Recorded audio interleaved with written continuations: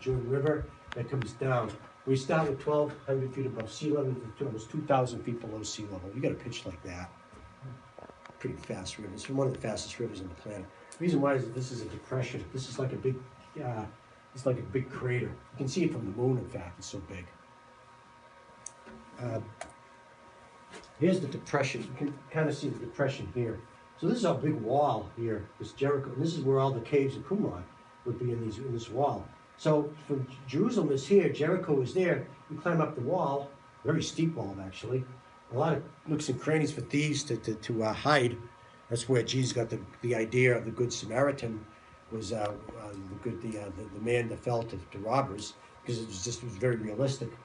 And so you had slowly there was this thing. You came into this depression till you got to the Dead Sea. Dead Sea is dead because there's a lot of salt and there's nothing living in it, and it's receding right now. It used to be a lot bigger, but now it's starting to, they say it's starting to disappear, which would be too bad. But anyway, so you get the layout there. That's what it looks like today. If you go there, and it's nice and it looks like a mill pond, but that's because it's all dammed up. Don't let that fool you. It's a fast river. It's got dams in it, so that's what stops it stops the flowage. Look at how it cuts in, how fast this river would have been, how it cuts into the bank. It looks like kind of a mini Grand Canyon a little bit, because that's how. So that's what would happen in a fast river. It just cuts in and it turns, and that's why it's kind of loops around all the time. So it's got that labyrinthine characteristic about it. The mountains up here. So we're down pretty low. That's north. So this is going north. So this is the Gessia Galley going north. So it gives you an idea of how fast you can get. This is emptying into the. This is the north again, emptying into the Jordan River. If you want Jordan River water and you go there, just open up go to the hotel room, open up the faucet, and you'll have Jordan River water, because it's all Jordan River water. Okay, that's when I went to Jerusalem. When I went to the Holy Land, that's what they said. So we're all there in the river getting the water. And it says, just put the tap on in your hotel room. I said, no, it's not the same. Oh, no fun. It looked kind of like that when you were getting baptized, something like that. That's the Jordan over there when it's running faster. What happens is in the winter, it's a rainy season in Jerusalem. So because it's so dry, all the water starts to flow, and it runs. It's a runoff, and it gets into these wadi, which is dry rivers, and then it fills up with water. You heard of the psalm, the Good Shepherd psalm, and the Good Shepherd leads me to safe water. It means that these wadis, if a lamb or a sheep or an animal ever went into these wadis and it started raining in Jerusalem, they're gonna drown, because it's gonna flash flood like faster than they're gonna be able to get out of there. So that's the danger. So let's say, for instance, John the Baptist is. That's what it looks like when you go there today. It's just like this, but it doesn't give you the idea of what it really would have been like. So John is baptizing you. He puts you underwater. One of the things, there's two things that you fear. That is ancients feared to be underneath the water. And the reason why, you can tell this in baptism class, that you can't cry for help. And when you're underwater, they can't find you. You're lost. Where are you? So John lets go of you. You're down, half a mile in the net of in a second. So it's so they feared being underwater. What's the other thing you couldn't do besides scream for help? Breathe. Can't breathe. All right. So when John pulls you out of the water, what's the first thing you're going to do? Breathe. No, you're going to give John a bear hug for not letting you go. No, you're right. You're going to breathe. So what's that called? When you go like this, you go. Okay, so inhale. You know what they say in Greek? Yeah, spirit. That's spirit. So that's what spirit means. It's breath. It's air. It's that's life. So you get your life back. So when Jesus breathes on them, the Holy Spirit, it's breath. What it means is it's life.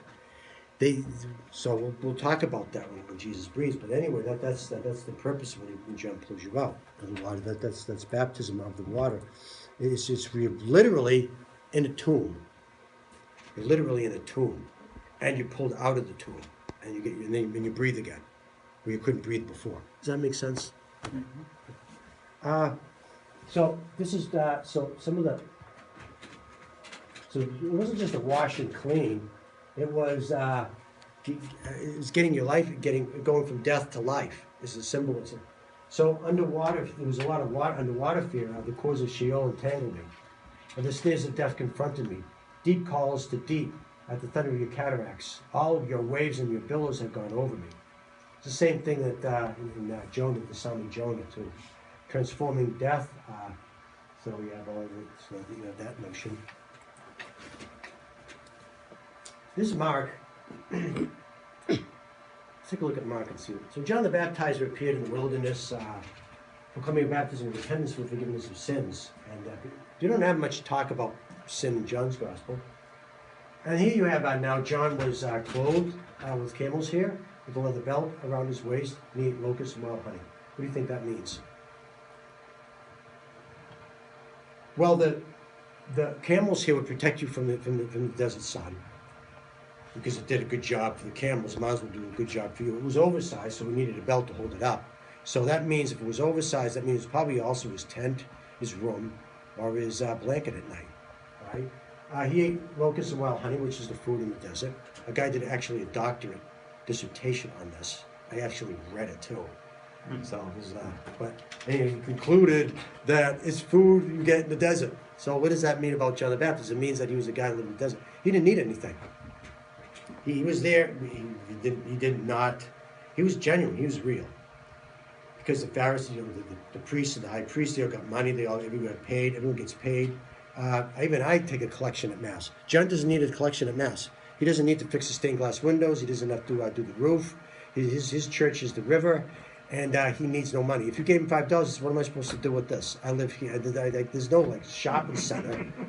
So this is genuine. So that's one clue that you have about John is his genuineness. And then he also stoops down, and we know what that means, to untie the sandals. That's how he baptized. He was that was real genuine. So you get a sense of a strong man here, of a man that's really committed to God and committed to helping people to get out of their sin. Even kneeling before them and taking their sandals off of dirty sinners, you know.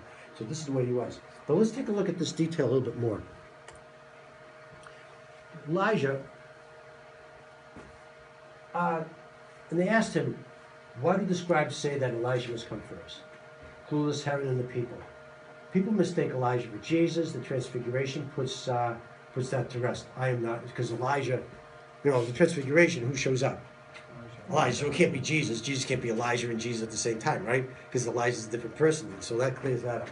So what if Elijah accepts Peter's invitation? And so we have the. So here's the two quotes.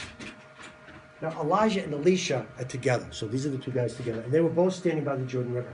As they were both standing by the Jordan River, okay, there was it says it was a hairy man with a leather belt around his waist. He said, "It is Elijah the Tishbite." So what does Elijah look like? He has he's a hairy man with a leather belt around his waist. So that's what he looks like. And where is he standing? Near the Jordan River. Okay? Elijah is mentioned at the Transfiguration in Mark's Gospel, the death of John, the confession of Peter, and the crucifixion. And there appeared to them Elijah and Moses. Notice that Elijah's name comes before Moses. Matthew and Luke switch it. Big no-no. Moses is the greatest prophet. Don't put Moses. We have to put Moses in front of Elijah. But what's Mark doing? Mark is emphasizing the importance of Elijah. Elijah shows up at the most important places in the gospel. The Transfiguration, death of John, confession of Peter, and the crucifixion. And he's number one in this list. So that's important. See how scripture, you gotta notice details. Gentlemen, please, when you preach, you need to know this stuff. So okay, what's Malachi? Tell me, who is Malachi? Prophet. Yeah. All right, where is he in the book, in the Bible? All you Bible guys, you.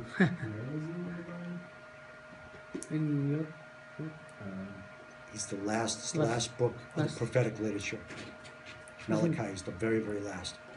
This quote here, Malachi 4:5, is the last verse of that book. So this is the last book of the Bible.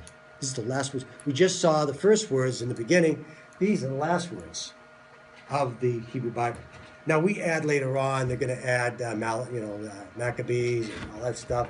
But really, the canonical Jewish Bible is Malachi, and that's the end of the prophets. And so, what does it say about the last verse of the last book of the last sentence of the Bible, of the last prophet? What does it say?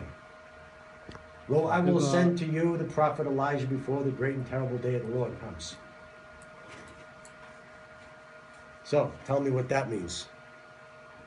That means it's a prophecy, and that Elijah is great days is going to come back. Well, I will send you the prophet Elijah. He's going to come back. So, if you want Elijah to come back, what are you going to look for? The way he looks. Signs. Huh? What he's saying, his words, or the way he looks. The signs. Yeah, you're going to be looking for a hairy guy with a leather belt around his waist, standing near the Jordan River. That's why they're all going out there. This is the prediction of this prophecy. And what do you get when Elijah comes? You get the day of the Lord. Now the Jews are looking for the day of the Lord.